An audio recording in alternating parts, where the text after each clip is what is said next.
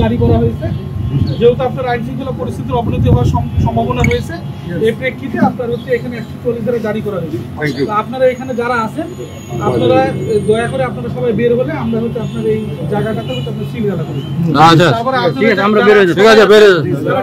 ওখানে যান, যে আপনারা কথা বলে আপনারা সমঝোতা করার পরে যদি 144 ধারা আপনার হচ্ছে পরবর্তী নির্দেশনা না দেওয়া পর্যন্ত জারি করা হয়েছে, তা আপনাদের বলবৎ থাকবে।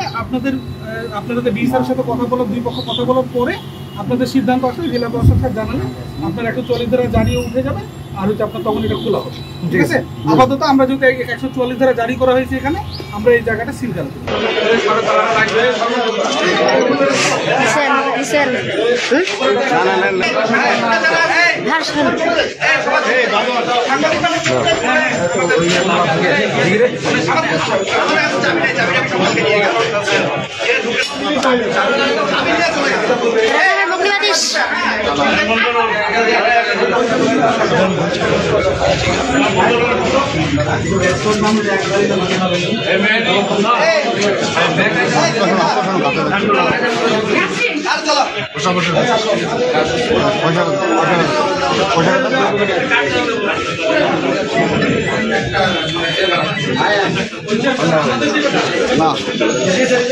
দূরে থেকে 10 মিনিট ছিলাম।